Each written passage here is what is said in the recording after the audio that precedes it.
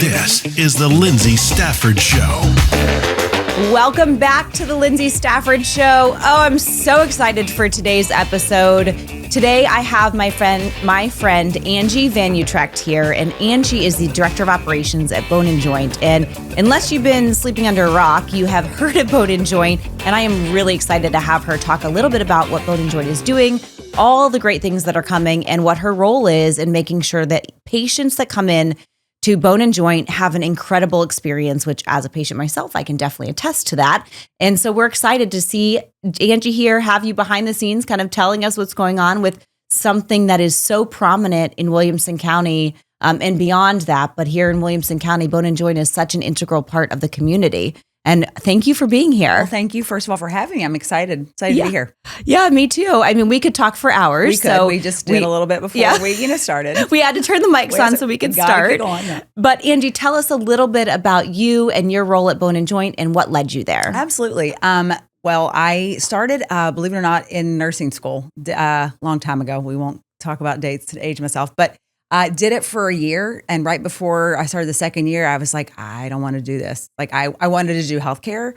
I thought I didn't know what I wanted to do. So I think like a lot of people do, how about we just go to business school? So, and switch my major to business. And then it was one of those things. I'm a firm believer after going through the first 50 years of my life that like things happen like they're supposed to happen. Yes. And at the time you kind of don't think that. And so it was a friend of my mom's worked at a local hospital, and I had to do an internship, and he was able to get me with like the COO of the whole hospital, and things just kind of like snowballed from there. And I was like, I think this is still healthcare, but I really wanted to go on the business side of it. So did that and ended up going to, and as a result of that, all of the executives at that hospital, they went to Wash U in St. Louis for grad school, and they're like, you have to go there. And so I did. And then worked, met my husband, and he was from Iowa. And we kind of once we got engaged, we said, okay, whoever gets a job offer first, that's where we go. Love it. He got an offer with John Deere, and I was like, I knew Iowa was a state, just didn't know where, and hadn't been there. And so we lived in the Midwest for about 20 years. And so a couple moves with Deere, but started out with a GI group in practice management, didn't know what I was doing, it was very green, and then moved to Michigan, did ortho. And that was like, after doing ortho, I was hooked. I was like, I'm not moving back. Then we got transferred back to Iowa, and I said, I'm going to stay here because they wanted me to until I can find an ortho job. And where John Deere's located, it's not like a huge area. So, sure.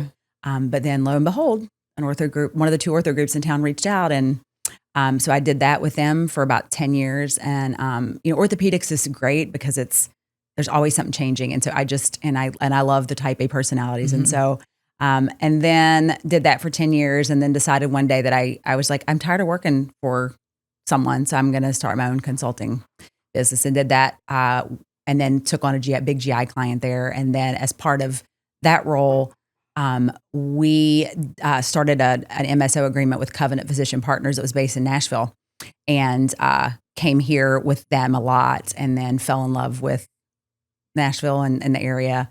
And then got a call from a recruiter and about this position at the Bone & Joint Institute of Tennessee. And my old boss, we kept in touch, and I was like, hey, do you know anything about this group? And he's like, they're amazing. Yeah. Why? And I told him, he's like, oh, you have to at least interview. And then 30 days later, they offered the job, and here we are. So things happen like I said, like they're supposed to, but you question it because I had one child still in high school that was a junior. And so we made the decision as a family that we would just go back and forth for a year and a half, and we did it. And now I have 3 boys. My oldest is doing grad school at UC San Diego. We have somebody still in Iowa, junior. And then my youngest is a sophomore at Page High School here in Williamson County. So it's great. We were just talking about how awesome this Page State Championship was. You have a football yes, player on it. Yeah, it was awesome. Amazing. Yeah, Such a cool thing to be a part of. Yeah. And I want to jump in a little bit to the support that Bone & Joint provides to the community. So Bone & Joint is an integral part of Williamson County, especially. I know it goes beyond that. It does. But I learned some things through working together that I was unaware of. And I think it kind of is subtle that Bone & Joint is so generous within the community. Can you talk a little bit about the work they do? Of course, I would love to. So the Bone and Joint Institute, along with Williamson Medical Center and the Williamson Health Foundation, and then the EMS services that Williamson offers, we actually, which is unique because coming from, the Midwest, and obviously I had kids that played sports that were in high schools there. It was always part of like the school budget, like athletic trainers. And we had physicians that obviously would be on the sideline. But Williamson Health, Bone and Joint Institute, and the foundation, we provide all of the athletic trainer. They're employed by us, the EMS services, and for all of the Williamson County high schools. A lot of people don't realize that. We've tried to make it over the last year a little more known because it is a big deal. And it's not huge just deal. to toot our horn, but it's a lot. People just, I think, assume. And I started talking to people and they were like, they do? And I was like, yeah. And so I think they just think that, they see a sign sometimes and it's like, oh, they're a sponsor. And gosh, the more people we talked to, they were like, you guys need to really, shout this from the mountaintop. So we're trying to do that a little more along with the hospital. But they do it because they love being involved in the community. And we do some from the private schools. Like we have physicians that are on the sideline. We don't necessarily provide trainers, but our physicians have been parts of those programs for years. A lot of their kids go to those schools, and it just kind of made sense. So and it's not just that. That's probably one of the biggest things that we do. But we also do a lot of stuff with nonprofits, as well as the hospital and the foundation, because it's we wouldn't be where we are without the community and their support. I mean, they put their trust in some of the most valuable assets they have, which is themselves and their family. And so we feel that, and those doctors wholeheartedly feel like it's not even a question. Yeah. Like, should we? It's like, yes, they do it, and they love it. They love it. So yeah. I love seeing it. And I've got athletes, I've got a freshman at Page playing basketball and then a senior. And it wasn't until last year that I learned that all of these trainers and physicians are because of Bone and Joint. And, it blows me away. And it's a joint. It's and Williamson Health, Center, they really are connected. Yes, so like everything one is doing, it's a partnership. Yeah. But that's just such an incredible gift to our students out there, our athletes. So really, and honestly, really exciting. It sounds crazy, but it's really a gift to us to be able to provide that. To the community and to the athletes. What a blessing, right? It is. It really is. It really is. So I want to talk a little bit about kind of piggybacking on that, the culture of Bone and Joint. So Bone and Joint has a reputation for having an incredible team. Mm-hmm. And if you can talk a little bit about the longevity of the physicians as well. Absolutely. From your vantage point, what makes the culture so strong and what makes retention so high? Because I'm blown away by the retention rates there. Honestly, in my opinion, I think the biggest reason for the longevity is just the culture of the physicians. I've said this since I've been there 3 years, time flies, but 3 years as of last month. And, with like any new job, you're like, okay, like they're all like, they're being really nice, but at some point, the other shoe is going to drop because it's just like, this is not normal. And like 3 years later, like this group of surgeons, and I don't just say that because I work for them, there's just something unique and different in the best way possible about them. They're not just amazing clinicians because they are. I mean, we've got surgeons that are traveling the world speaking and teaching other surgeons how to, to operate and to utilize new, technology, but they're good people. Mm-hmm. I mean, they will see you in the hallway and like give you a big hug and go, thanks for what you do. And it's not just words. They genuinely mean it. I don't know if it's a Southern thing. I don't know. I don't even care what it is. It's just like, it's awesome. And I tell people that when they interview or we do our orientation, we have a day where they come in before they start and they meet with all of our leadership team. And I tell them all the same thing. This is not just words. This group, and that's been one of the biggest things that I think that's been hardest for the doctors as we've grown, is that they don't know everybody's name. And it really is. You hear that a lot, like, it's a family. And no, it really genuinely, because this group started, which a lot of people I don't think may not know, 40 plus years ago. I mean, a long time ago with, Dr. Craig Farrell was one of the founding surgeons. And then they were part of Vanderbilt Medical Center for a while. And then in 2018, they left Vanderbilt and joined Williamson Medical Center, which is now Williamson Health. So they've been around, like Bone and Joint as a name and institute. The Bone and Joint Institute has only been around since 2018. But as a whole, these doctors have been around this community for a long, long time, and they do so much for this community. And so I think longevity, it's we've got some staff members that have been with us for 45 years. Yeah, it's crazy, those stats right? blow me away. Crazy. And we've got some, and with just like with change, there's going to be turnover because sometimes people, when new management comes in or new physicians or new leadership, if they were under a regime that maybe didn't hold them accountable, then Sure. you're going to have that, like, I think, natural attrition. But we don't really, if people are leaving, it's because they're getting the opportunity to grow. And I will never, ever, ever hold a staff. I've lost good people because I'm like, you need to go to nursing school. Yeah. You've got so much more in you than, I don't want to say just being a medical assistant, because those medical assistants are integral. Yeah. But sometimes people just need that little push. And so we just don't have a lot of, turnover, which is like awesome. And doctor wise, we've not had people. I was just going to say, I think I was told previously that there was one doctor that left and it's because he retired or something. That's literally the stats. 100% it. Yeah, and okay. And the reason is there are other groups, not just locally, but nationally, that grow. And we're really picky. We're really picky about who we bring on because, to your point, they could be Harvard trained, Yale trained, the best on paper, but if they don't fit culturally with the other large group of providers that we already have, it's not going to work. Yeah. And it's a struggle because, you've got, just as I'm sure, you see with your kids, like with each kind of generation, God, I sound like an old lady at this point, but like a generation of people that, as you come through, things change. And so you've got a subset of doctors that, have a different work ethic. I know ethics probably not the right, but just a different, purpose than some of the, newer providers that are coming out. Same with like staff. And so we, but I think we've done a good job of being very selective, even with our staff, about, we just can't hire a body. And that's what keeps, I think, the longevity going. Yeah, you don't feel that. And so there's two things I want to go, actually 3 questions that have stemmed from that conversation. But the next one I want to go to is, when you walk in, you can feel the culture just when you walk in the building. So I have been a patient. I've been there with my kids. Yeah. And when you walk in, the patient experience from the very beginning, we've talked about this, it starts at that first interaction. It 100% does. Your role of director of operations, how do you ensure that that culture shows up for patients? Yeah, we're very selective in who we put in that first point of contact, because like I had shared with you earlier when we were chatting, if they have a long-term relationship with our group or a particular physician, and they've had an amazing experience, all it takes is one, curt comment, one, perception of they aren't listening and a bad experience to just shut that down and turn it and to a bad direction. And so we really, we go through a very rigorous training process with our staff.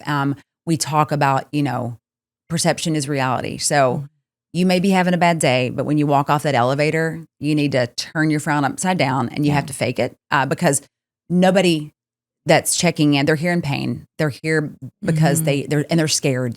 Surgery is scary sometimes to people. So you have to be understanding and you have to leave whatever you might be dealing with at the door, as cliche as that sounds. But and you can see that culture show up there. I always say especially in my younger years, when I was managing younger kids, young adults, that work can be your escape.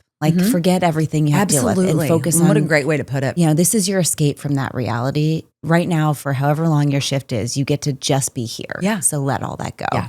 So you can feel it when you walk in, and we've had I've had experiences there as a patient. I've had experiences as a parent, and also coming in just for meetings with you and your team. You're like the trifecta. I've seen all of it. Awesome. Yeah, and I've seen multiple people, and the experience is always it feels different going in there than it feels going into most practices. Well, yeah, and from the operational standpoint, and you probably deal with this in what you do as well. I've had to even learn, I can't manage, a 20-year-old like I can manage a 40-year-old because, it's just their phones. It's like they're an appendage. And I even tell my own children, I'm like, get off your phone when you're at work. Yes. Nothing, it makes me crazier. But it's just, you have to learn how to manage. So, I've been doing this for 25 years, but every year I have to change and learn how to, because we want it to be successful, and we want our staff to want to stay there and make it a career, not just a job. That's really kind of our goal. I love that. Yeah. That's what, you put so much into somebody, you want them to grow with you. Yes, we want them to grow. The phone thing, it's so true. It's like you're constantly, and I think as we get older, I'm always asking myself, like, am I just being old in my thinking, or am I actually right? You know? So I think we both have high school kids. Yes. So they help us probably stay in check with like, what's right? And like, what's cool, are you totally off, Mom? Yeah. But it's like, we're so connected. Like, it's a good thing, but it's also like, gosh darn it. It's I know, so connected. Yeah. Okay. So a couple other things I want to touch upon. Yeah. Let's see. I've got some really good questions for you. We talked about this. You talked about this a little bit, technology. Mm-hmm. Healthcare evolves very quickly. Very quickly. What operational innovations or improvements excite you about what's happening right now at Bone and Joint? I don't think it's going to be a surprise, because I think people hear it, but AI, and it really is. And it's not, and I don't want to scare, the audience listening that, we're going to have some like robot doing your surgery. That's not what you're saying. Yeah, that's what we're saying. But ironically enough, we do robot assisted surgery. Yeah. And that's and it's precise, but there's the surgeon still doing it. It just kind of helps with that preciseness. But AI really and truly, I actually just got back from meeting with a software company in New York City right before Thanksgiving, and we're going to most likely going to implement their product. We don't implement AI to try to replace people. We know that, and if anybody, in my opinion, goes into that world with that mindset, you're probably not going to be successful. And here's why. Like, you're always going to have, especially in healthcare, going to have some sort of human aspect to it. Our hope is that these programs that we implement, like revenue cycle, huge. We see, on average, we probably run 18,000 claims through our system in a given month. That's a lot. And so, our EMR system that we use, Athena, they've got things in place. They kind of help with some of that, but there's going to be things that staff has to touch. So by implementing AI to kind of subrogate and work parallel with our human staff, the hope and the result, because we've vetted this and I've talked to a lot of people that are using it, it will broaden their bandwidth so that, instead of eliminating people, we can now shift that volume and say, okay, employee A, you've been spending 5 hours a day touching every single claim. Now you're going to have to spend 2, because we've got this piece that's going to do it like faster and, specific to what we build that AI agent for. Now I can take those other 3 hours that you get back, and I'm going to shift you over to do this piece, which is always going to have to be manual. Right. So, the challenge that comes with that, Lyndsay, is that now you have to deal with the whole other side of it. Is you've got to have staff that are comfortable embracing it. Mm-hmm. And you're going to have some that, while they might be able to logically get behind it, they may still not embrace it, because in their mind, no matter what you say to them or how many times you say it, well, it's going to replace me and I'm going to lose my job. And that really isn't our intent, and that's not our plan. So we're using that with revenue cycle. We've been using it for dictation, almost 2 years now.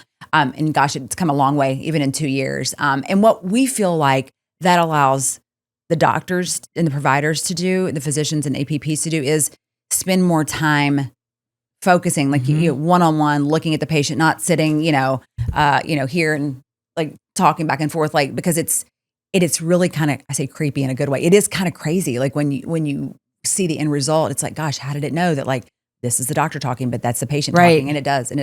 Is it perfect? No. Is it getting better? Yes.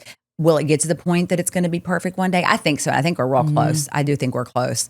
But there's just so many moving parts to it. So for us, we've really always, as a practice, even before I started with them 3 years ago, tried to embrace technology and use it to our advantage. And because we're obviously Nashville's a hot spot. We're on the national scene.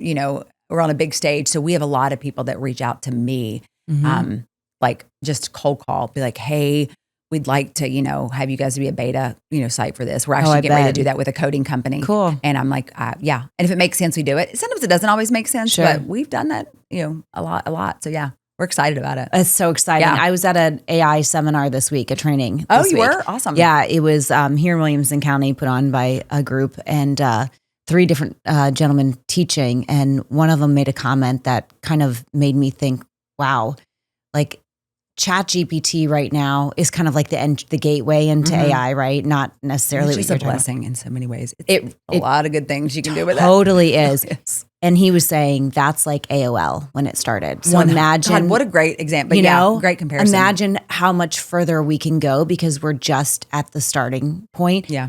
Your point about being able to take someone from 5 hours on a project down to 2, that is such a tremendous accomplishment from a how much more bandwidth do we have with the people that we have in place, and thinking about us, Nashville being such a center of growth. Yeah. And how Bone and Joint is positioned to take on that growth. You already talked about you hire really intentionally. Yes. But that coupled with the investment that Bone and Joint is consistently making in technology and AI positions us really well to grow. It does.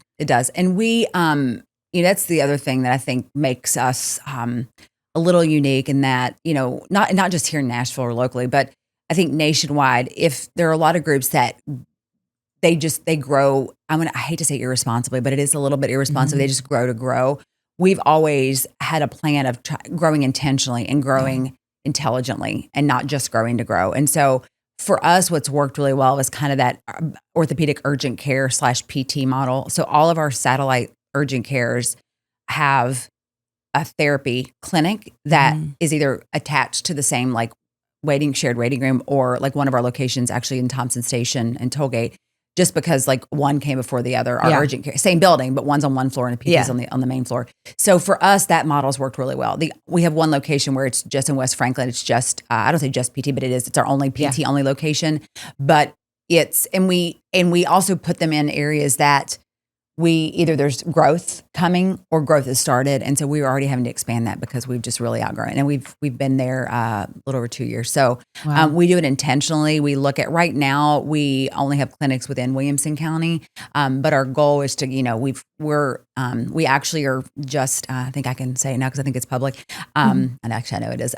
We are going to be the team physicians for Stewart Creek High School. Oh, amazing. Yeah, we're super excited about. And they actually approached us. And so we're super excited. So it gets us, we have so many patients that come from Murfreesboro area that just now, makes it a little more like, we're there, a little more present versus just them coming to us. So, that's our goal, is to, continue to provide top-notch care, because that really, it's the reputation and the outcomes that keep people coming. People come from Alabama. They come from Kentucky. I mean, they really do. We've got a really wide net. And a great reputation. Amazing reputation. I will say, just as a client or patient, rather, when we went in, my daughter had something going on with her hip. She injured it at cheer. And I remember thinking, and this is before you and I had connected, but I remember thinking, he's so patient in this room and listening to everything she said, not for one, and this was not just one appointment. This was a few different appointments, right? Because we did some testing and stuff. Yeah.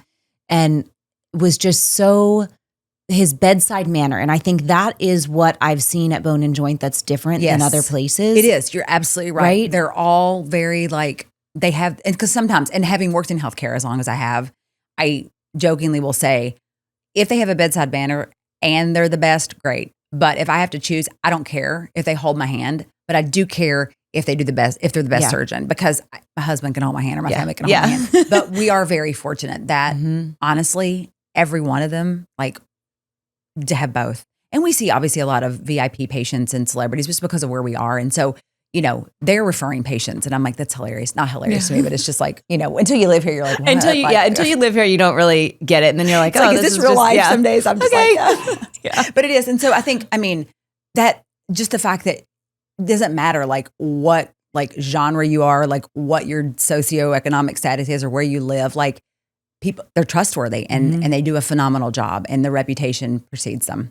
Yeah. And the other thing I'll say, for what a big organization, you've obviously done a good job controlling the growth, because we didn't have to wait weeks to get in to see somebody. It was I'm sure you have a great system as the director of operations for how we do that. Yeah, we do. But I was like, oh, we're going to have to wait to get in. No. And it was like, nope, we got it. So we've had a great experience personally as patients, and I'm happy to give a testimony here for you. So we've talked about a lot of different things. I want to talk about, for anyone who's listening, who's putting off getting an orthopedic concern evaluated, because I think that happens a lot, right? My dad had hip surgery, And this was, long ago. But when he did it, one of the first things he said was, I wish I had done it years ago. And you and I have talked about how patients come in and say, Ding man, dong. why And did that's I wait? really, so what would you say? Yeah. Just do it. And here's why, not to steal Nike's thunder, but honestly, just do it, because here's the reason why. Like, technology has come such a tremendous way. I've been in orthopedics for about 15 years. And when I started, what was taking like a patient 3 days to recover in the hospital from, we're now doing in our outpatient surgery center. And they're having a knee replacement at 8:00 and they're going home by like 1. Wow. And, because studies have shown, and that's what you want. You want technology. You don't want to stay like, archaic. You want it to advance because, they've done studies. So, obviously, but the hospitals are for sick people. That's, it's kind of what you hear. But there are people that we still have to do in the hospital because they do have, other issues going on. But just, I think people are afraid because, while you're in pain, you're going to have a different kind of pain when you're done from surgery. But typically that's what we hear from patients that they've put it off. They're like, gosh, why didn't I do that sooner? And I'm dealing with, like I shared, my father, I grew up in West Virginia, and he has Parkinson's and ended up falling about 1.5 years ago and broke his femur. And unfortunately, the care that he received there, it wasn't top notch like it is here. And so, thank goodness for the doctors here and having that ability to bring him here. And so they fixed, that right hip. And then he's here again for his left hip. Wasn't a planned one, but we got it. We're working through that. Reacting to what we need to. We're just dealing with that. And so he was actually ironically on his way here for his 1-year checkup. And then, and so I said, put him in the car. Just drive straight through. And luckily it was a fracture that he was able, it wasn't like a bone, it was like a hip. So, but yeah, so he's at Williamson Medical Center now as we, good thing he has connections. I know, right? He knows a few people that, he's got right in. But honestly, that was my experience there too. So I think what you're saying is check us out, just come in, get a consultation. I think people get scared about going to just a doctor. Because you're seeing a surgeon doesn't mean you're going to have surgery. And I will tell you that, we've got non-operative, we've got physiatry. So those are, our physiatrists they deal with back and neck, not just, but a lot of it's back and neck because that's just kind of the genre that they deal with.